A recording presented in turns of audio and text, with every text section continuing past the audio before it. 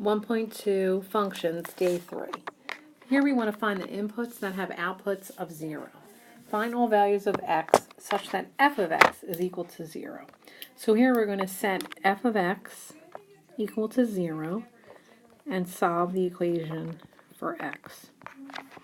So this tells us that x is equal to 8. In example B, again we're going to set f of x equal to 0. Solve the equation. Here we can multiply both sides of the equation by 10. That'll make the left side equal to 0.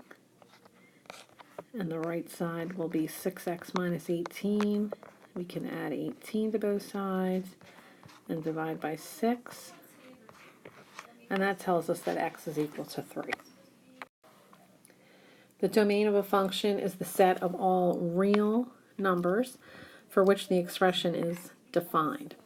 So we want to identify the domain in the following examples. So here f of x is equal to 1 over x squared minus 4. So you're looking for the x values that are valid for this function. So you know that if we substituted 2 into the denominator, we would have 1 over 2 squared minus 4, which would make the denominator equal to 0, which would make the expression undefined.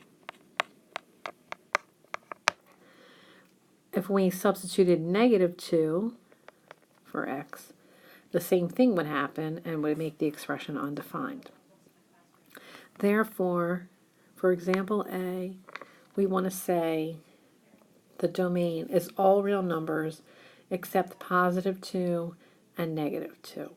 So we'll use interval notation and we'll say from negative infinity to negative 2, all those numbers, not including negative 2, in union with all the numbers between negative 2 and positive 2, not including those two values, in union with from positive 2 to positive infinity, and again, not including the number 2.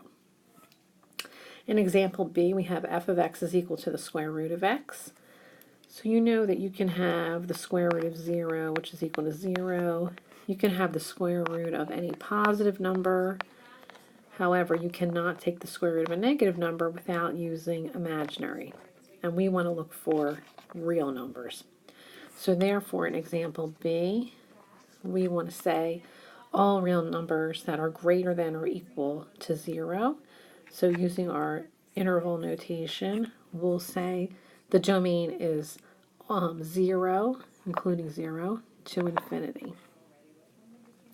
And example C, the domain here will be our x values. So we'll say our domain is negative 3, negative 1, 0, 2, and 4. In example D, our domain, we want to ask, can our x values be negative? Can our x value be a 0? And can our x value be positive? So can our x values be any of those examples? So yes, we could substitute any negative number, any positive number, and we could substitute 0, and that expression would be defined. So here we want to say all real numbers. So we'll say our domain is from negative infinity to positive infinity. For example E, we have a fraction again, and we're trying to avoid 1 over 0 scenario because that makes our fraction undefined. So you know if we substituted negative 5 for x, that would cause that fraction to be undefined. So we'll say our domain is from negative infinity to negative 5, not including negative 5, in union with negative 5 to infinity. Here again we want to find the domain. We have the volume of a sphere formula. Volume equals 4/3 pi r cubed. So when we think about volume of a baseball, you would say that the volume of a baseball would be a positive number. You wouldn't say that the volume of a baseball would be negative. You would not say the volume of a baseball would be 0. Therefore, we need to pay attention to what value we're finding the domain, or what the domain relates to, which would be r in this case. So can I substitute any positive number for r, any negative number for r, and 0 for r? So if I substitute any positive number, we'll get a positive answer for our volume, which will be fine. If I substitute a negative number, such as -2, -2 cubed will give us -8. So if I cube any negative number, it's going to give me a negative answer. So we can't have negative volume, so we have to exclude our negatives. If I substitute 0, that's going to give us 0, and the whole volume will be 0, which we also cannot have. So therefore, we'll say that our domain will be all numbers that are greater than 0. So we have 0 to infinity. F of x equals the square root of 4 minus 3x. Again, underneath our square root, we want to avoid having a negative underneath our root.